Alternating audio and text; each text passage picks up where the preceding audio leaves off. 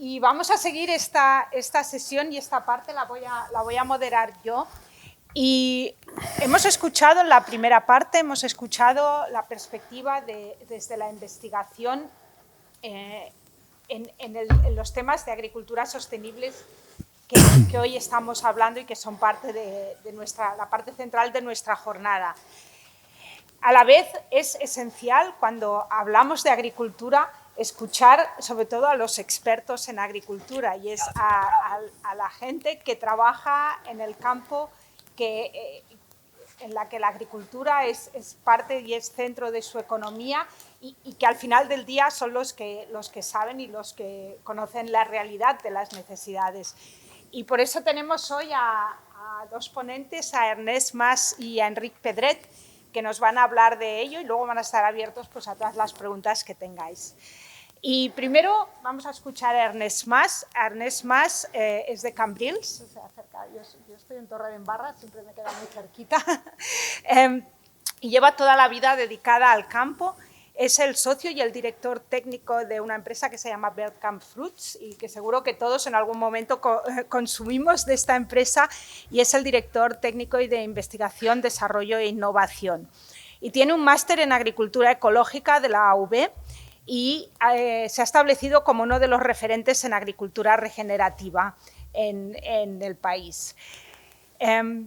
Os va a explicar sus esfuerzos en mejorar, no solo en producir, pero también en mejorar las técnicas, las capacidades para ser una demostración de lo que la agricultura sostenible puede conseguir y lo que necesita todavía para llegar a ser eso que necesitamos.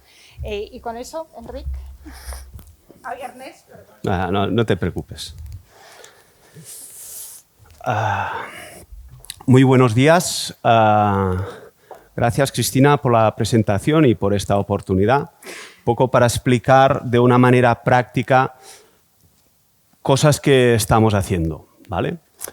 Bergkamp Fruits es una empresa familiar, somos la quinta generación, 4 primos y yo estamos al frente de la empresa, ¿vale? Con más de 300 hectáreas de cultivos hortícolas, más de 20 tipos de cultivos. Somos aún una empresa mixta, producimos en convencional y también en ecológico, ¿vale? Y uno de nuestros objetivos es ser 100% ecológicos y ahí hay que añadirle también regenerativos, pero sobre todo teniendo en cuenta de tener un valor de sostenibilidad climático, valor social, cultural y también para el sector. Esta cronología de aquí abajo, ¿vale? Son partes de nuestras certificaciones y algunos de nuestros premios. En especial, el 2017 fuimos pioneros a nivel de Europa en el cálculo de la huella hídrica, la huella de carbono de 10 de nuestros cultivos, en especial la sandía. 2018 fuimos premiados por el Intercropping Floral, por los premios de innovación agraria. ¿Vale? En 2020, ahí los números se han movido, en 2020 fuimos seleccionados como mejores productores sostenibles a nivel de España por el BBVA y el Celler de Can Roca, ¿vale? Y en el 2021 fuimos finalistas de los European Bee Awards. Me gustaría un poco relacionar, que ya lo han hecho, ¿vale? Cristina ya lo ha hecho, relacionar la agricultura con el cambio climático. Cristina hablaba de un 26, yo tengo este dato, 18,5% son las emisiones de gases de efecto invernadero que de efecto invernadero emite nuestro sector a nivel global. Puede ser el 18,4, el 26, pero somos un sector que emite muchos gases de efecto invernadero. De hecho, viendo esto, ¿no? Somos el segundo sector que emite más. Un sector que realmente está ligado con el medio ambiente, con el clima, no debería ser el segundo que emite más, debería ser el primero en emitir menos. Pero claro, ¿qué pasa? Que esta frase es como un mantra, es un aforismo, ¿no? Contaminar hoy en día es fácil y es rentable, es así. Aunque nos duela, es así, ¿no? Y esto no solo pasa en el sector agrario, sino pasa en todos los sectores, ¿no? De hecho, pasa en muchas de las acciones que hacemos día a día, ¿vale? Hasta que esto no cambie, será muy difícil cambiar todo esto. De hecho, lo que estamos viendo es que el clima cambia más rápido de lo que pensábamos. Lo vemos cada día en las noticias, pero nuestra reacción es más lenta de lo que pensábamos. Nos hemos vuelto una sociedad cómoda. Además, también en agricultura, como el clima sea más extremo, nuestras producciones van a ser más pobres, ya no solo en cantidad, sino también en calidad, y seguramente nos van a costar más dinero a la hora de producir. Bien, venimos de una agricultura o de una tendencia de una visión lineal, ¿no? Que delante de los problemas hemos ido solucionando estos problemas las últimas décadas con soluciones realmente que nos han hecho avanzar, ¿no? Han sido resultadistas, donde han solucionado esos problemas de una manera específica, pero quizá también hayan alterado, ¿no?, un ambiente un poco más general, porque muchas de esas soluciones han venido no de la naturaleza, sino han venido de una intensidad para solucionar ese problema, ¿no? Eso que ha sido resultadista también nos ha vuelto dependientes. Nos hemos acostumbrado a cultivar o ya no sabemos cultivar sin tener esas soluciones, ¿no? Y eso también genera un coste también ya de la arrancada, ¿no? Cuando digo eso, muchos me dicen, ostras, esto siempre se ha hecho así, ¿no? Y yo digo, bueno, esto siempre se ha hecho así o no, eso depende, ¿no? Pero seguramente históricamente esto no siempre se ha hecho así. Y básicamente también lo que vemos es que muchos de los productos que cuando yo inicié o que mi padre utilizaba están prohibidos. ¿Por qué? Porque resultó ser que eran dañinos para las personas y también para el medio ambiente.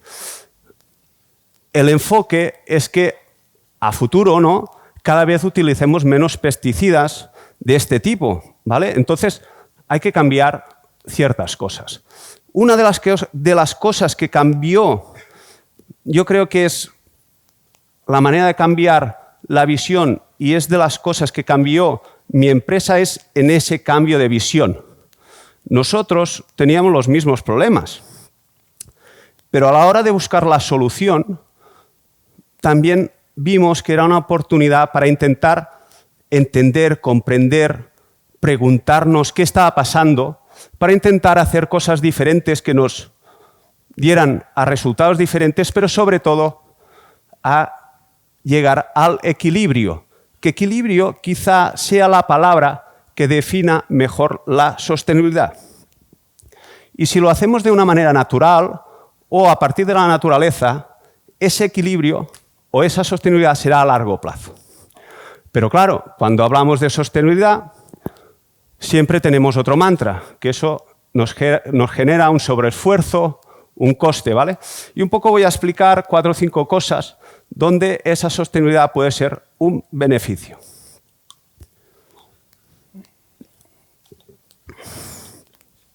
Muy bien, hace más de 10 años teníamos un problema, teníamos una plaga que se llamaba pulgón, ¿vale? Muchos los conocéis, en sandía. Nosotros hacíamos tratamientos repetitivos, intensivos, y llegó el año donde ya no controlábamos esa plaga, ¿vale? Controlábamos el 80%, pero quedaba ese remanente que nos generaban otras generaciones y teníamos un problema bastante grande. Eso nos preguntamos por qué pasaba, ¿no? Y, por ejemplo, esto que veis aquí, ¿no?, es un campo súper hermoso de sandías, pero también es un monocultivo. El monocultivo nos ha dado muchas ventajas a la hora de producir, ha simplificado cosas, nos hemos podido mecanizar, pero también genera una distorsión. Y es que es de sentido común que si tenemos solamente una especie en nuestro campo, ¿qué insectos o qué enfermedades van a aparecer? Pues los que se beneficien de ese cultivo. Por lo tanto, lo que un poco pensamos que ahí teníamos de cambiar esa visión y romper con ese monocultivo, diversificar, para que todos estos actores, ¿vale?, esa fauna auxiliar, esos depredadores que de una manera natural podían controlar nuestra plaga, pues crear ambientes favorables para que se pudieran instalar. Son insectos polífagos que se pueden alimentar en un momento de su ciclo vital, ¿no?, de ese polen y néctar que después, al transformarse se pueden alimentar de la plaga, ¿no? Y entonces comenzamos a idear que las flores eran nuestra solución. Comenzamos a estudiar más de 35 plantas florales que comenzamos a sembrar por nuestros campos y cada día veíamos un poco qué insectos beneficiosos podían haber en ellas y se sincronizaban con el cultivo, ¿vale? Vimos que podían ir bien 3 o 4, pero después nos pasó otra cosa, que esto a la hora de ponerlo en práctica nos generaba pues, un sobrecoste bestiano y tampoco no sabíamos cómo hacerlo. Porque básicamente en esos tiempos no se hablaba de zonas perimetrales, donde teníamos de sembrar antes del cultivo. Bueno, era un poco complicado, ¿no? Y yo siempre lo explico igual, y es que una noche mientras dormía me despertó la solución. Y es que a veces las soluciones son más fáciles de lo que uno piensa. Y es que si nosotros plantamos plantas hortícolas, ¿por qué no podemos plantar plantas florales? Si lo hacemos al mismo tiempo, agilizamos todo el proceso. Podemos utilizar la infraestructura del cultivo y podemos decidir dónde ponerlo. Eso crece al mismo tiempo. Nos da polen y néctar en todo ese cultivo, donde esa fauna auxiliar se puede instalar, convirtiendo monocultivos en campos florales. 750 plantas de lobularia crean estas imágenes, donde nosotros hemos podido plantar al mismo tiempo, donde hemos podido seleccionar dónde plantáramos y lo hemos hecho de una manera homogénea. De esta manera no nos va a importar dónde haya un foco de pulgón, porque habrá una planta reservorio cerca con fauna auxiliar que puede hacer control natural. El resultado un poco de todo es que también a nivel económico nos ayuda, y es que si nosotros plantamos 750 plantas de lobularia que con plántulas tipo lechuga nos cuesta poco, ¿vale? Pueden ser 31, cada uno tiene sus costes, ¿no? Plantarla, como lo hacemos al mismo tiempo, pues también es muy rápido, ¿no? 42 euros por hectárea. Claro, como siempre se ha hecho así, muchas veces no contamos lo que nos cuesta las otras cosas, pero la dosis de un solo insecticida fácilmente puede llegar a 50 euros. Aplicarla, porque hay que ir con el tractor, con el tractorista, con el gasoil y tal, también nos cuesta dinero. 90 euros una sola aplicación. Ahora mismo, hace más de 10 años, no hemos utilizado ningún insecticida contra el pulgón para controlar en sandía, ¿vale? Y con solo 42 euros lo hemos llegado a controlar. Además, esto lo podemos utilizar en muchos de nuestros cultivos con diferentes plantas. Aquí tenemos algunos ejemplos. Y eso también nos ha permitido avanzar. La sandía es un cultivo que necesitan los polinizadores, que necesitan las abejas. De hecho, los polinizadores, las abejas, ¿vale? En especial, ¿no? Son muy necesarias para cultivar ciertos cultivos o muchos de nuestros cultivos, ¿vale? Y en sandía es muy vital, ¿no? Históricamente, estas abejas, cuando nosotros utilizábamos estos productos que eran un poco agresivos, los poníamos bien lejos de nuestros campos. Pero al dejar de utilizarlos, comenzamos a ponerlo en el epicentro de nuestros campos y de nuestra atención, ¿vale? Entonces, también nosotros alquilábamos muchas colmenas de abejas para polinizar nuestros cultivos y comenzamos a decidir que también podíamos tener un apiario, teníamos alimento para ellas, ¿vale? Y después también pensamos que, bueno, no solo todos son abejas, sino que también hay un montón de abejas solitarias, ¿vale? Que también podemos beneficiar. Y comenzamos a crear hoteles de abejas solitarias. De hecho, fue un éxito. Se comenzaron, ¿no? a habitar todos esos hoteles, pero después vimos que también los hoteles pues eran infraestructuras grandes y comenzamos a trabajar con otros tipos de conceptos, ¿no?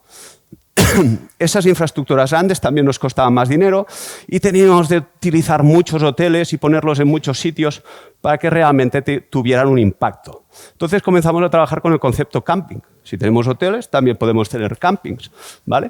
Entonces, infraestructuras muy, muy fáciles, donde además cuando hay hibernación hay muchas especies que se pueden transportar y poder decidir, mira, yo el año que viene voy a plantar estos cultivos que quiero un poco de más interacción, pues como más cercanía, pues mejor interacción, ¿no? De hecho, tenemos un bungalow.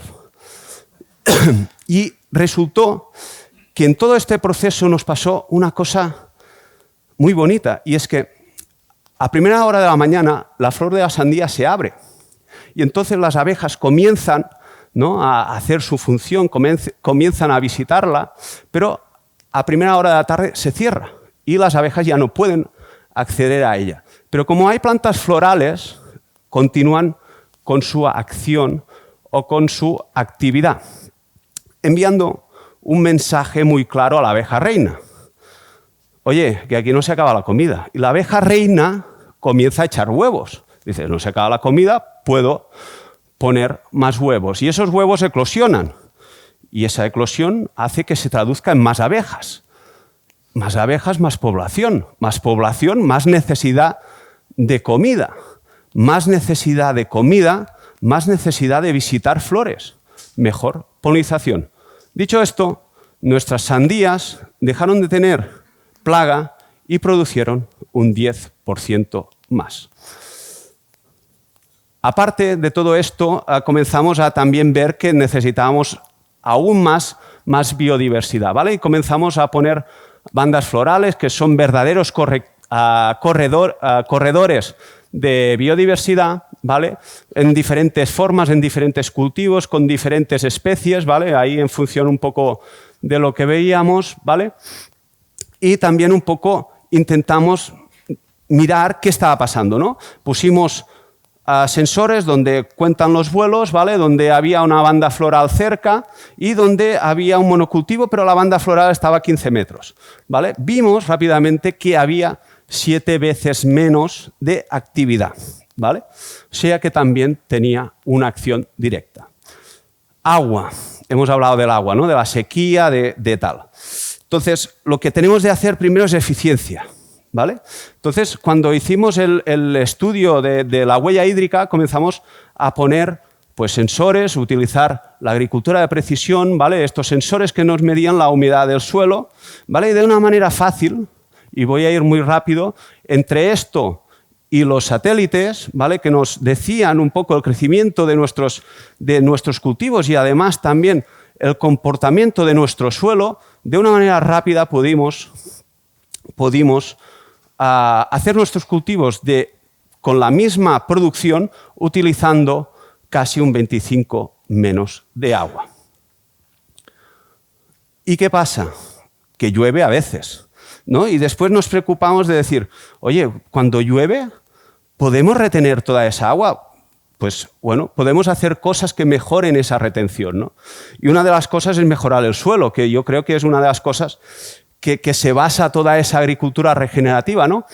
Y vimos que al final el suelo puede ser una esponja, ¿no? Si tiene una buena estructura, si tiene materia orgánica, pues al final puede retener más agua. Y comenzamos a trabajar sobre eso y con la Universidad de Barcelona hace unos años empezamos un proyecto que se llama Roller Creeper. Tenemos muchos más, ¿vale? Pero el tiempo es cortito, hablaremos de este. Y es que básicamente nos basamos de una manera muy sintética y salvando todas las diferencias, pero es fácil de comprender, ¿vale?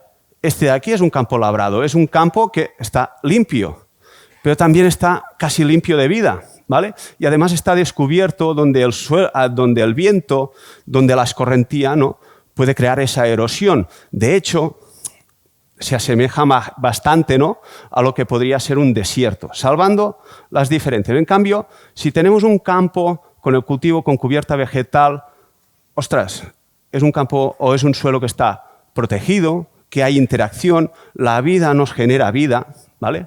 Y tiene más capacidad de regeneración, aunque pensemos, ¿no?, que sea diferente, ¿no? Y también nos lleva un poco a visualizar que eso se asemeja más a un bosque, ¿vale?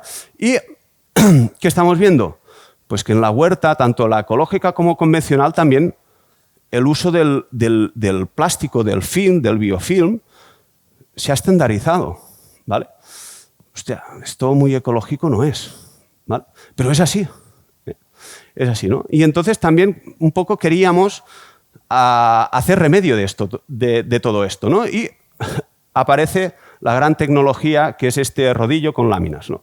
Que se llama Roller Crimper. Pero eso se basa donde creamos cubiertas vegetales como esa, que además benefician a esa biodiversidad, ¿vale?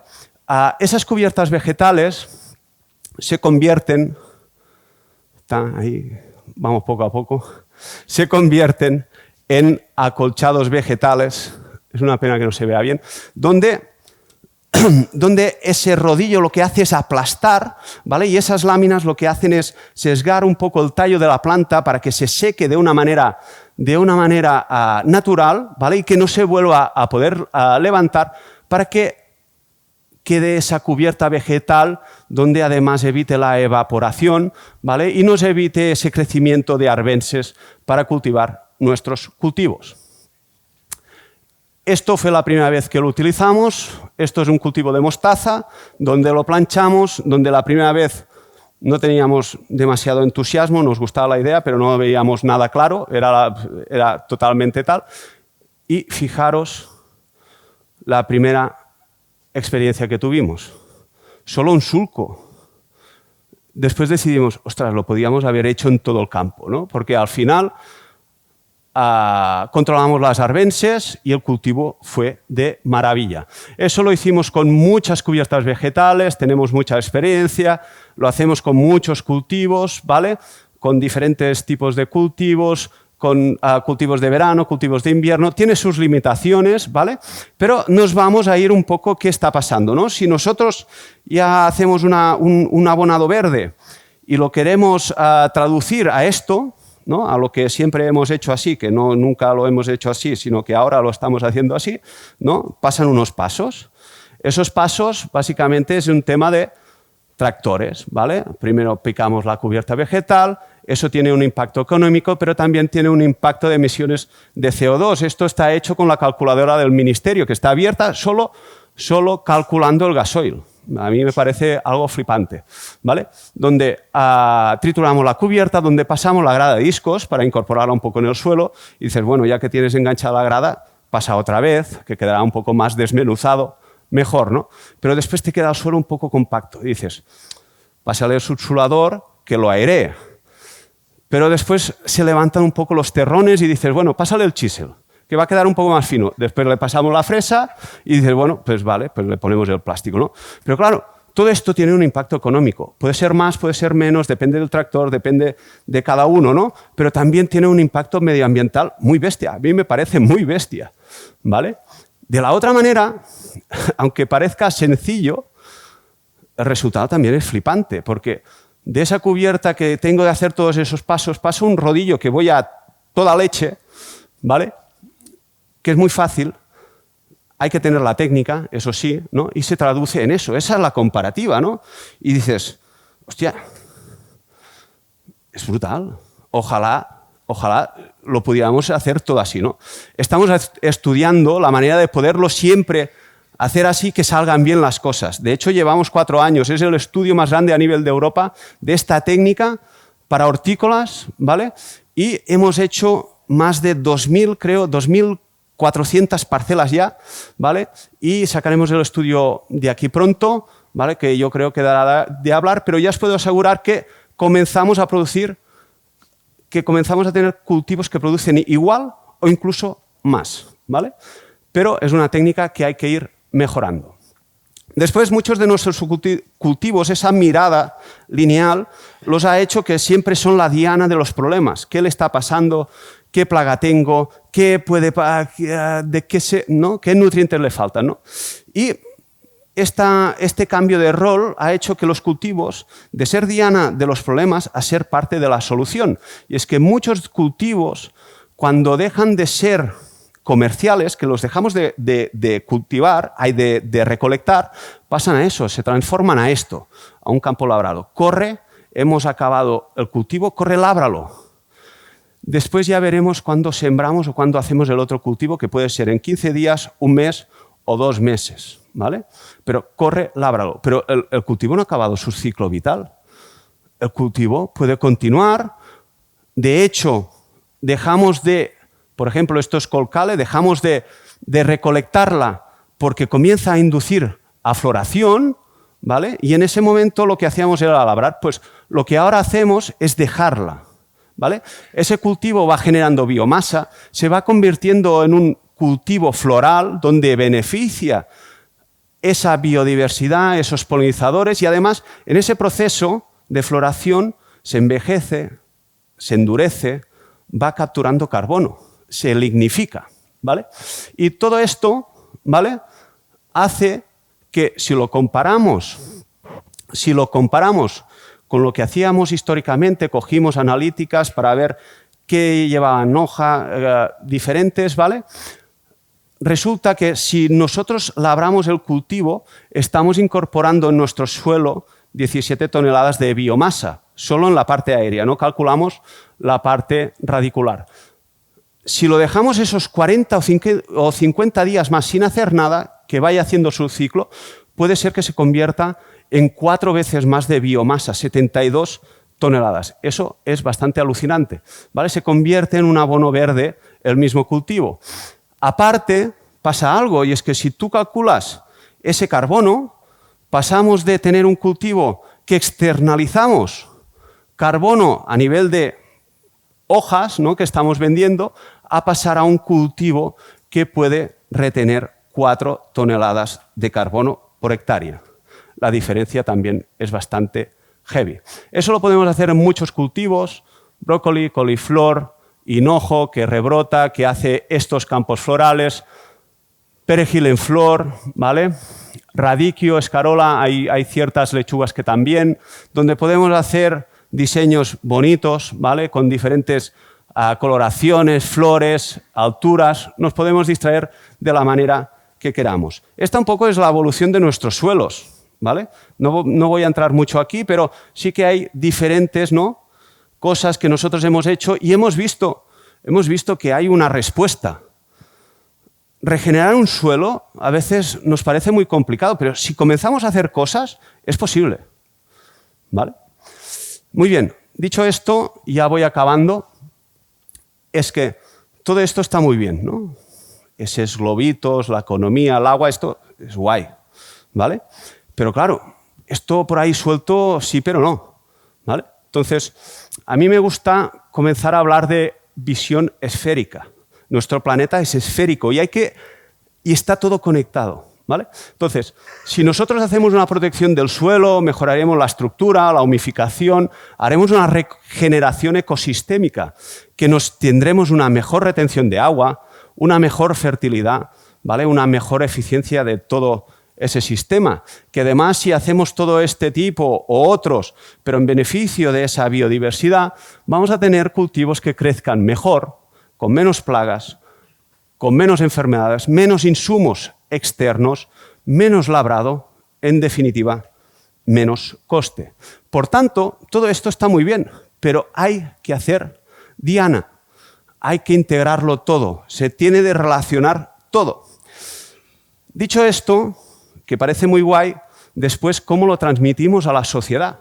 Yo creo que ahí es el verdadero camino para poder ser transformador y poder generar cosas que pasen. Y es que la sociedad que está hiper desconectada, que está muy conectada con muchas cosas, pero está muy desconectada del origen de los alimentos y de dónde proceden, esto le cuesta mucho entender, ¿vale?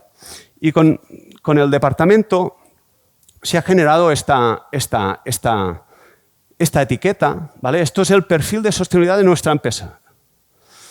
Puede ser mejor o peor, pero te da un poco la idea rápidamente de lo que está ocurriendo, ¿no? Aquí faltaría la parte social, ¿vale?, que falta ahí evolucionar, pero creo que también es una oportunidad. Y os cuento, básicamente, cuando decimos sostenible, ¿no? ¿Qué es sostenible, ¿no? Y es que todo se ha vuelto sostenible hoy en día, ¿vale? En muchas de nuestras etiquetas aparece la palabra sostenible. Cuando estamos repitiendo todo esto de una manera general, comienza a perder mucho valor, ¿vale? Pero es una palabra muy importante, yo creo, ¿vale? Pero es que tenemos un montón. Además, estamos intentando etiquetar todos esos procesos con un montón de sellos, ¿vale? Que seguramente todos los que estamos aquí sabremos alguno, pero no tenemos muy claro de qué son. Y estamos en el sector. Imaginaros la sociedad, ¿no? Entonces, hostia, tenemos un problema, tenemos un grande problema, ¿vale? Cosas que funcionan. Yo siempre digo lo mismo. A mí los electrodomésticos, para mí es un ejemplo. Que levante la... Bueno, estoy tan seguro que no hace falta ni que nadie levante la mano. Y es que estoy seguro que nadie compra un electrodoméstico con la letra G. Pero estoy tan seguro porque esto ha funcionado tan bien. Y es que no existe. Ya no a nivel de decisión de compra, sino a nivel de decisión de producción.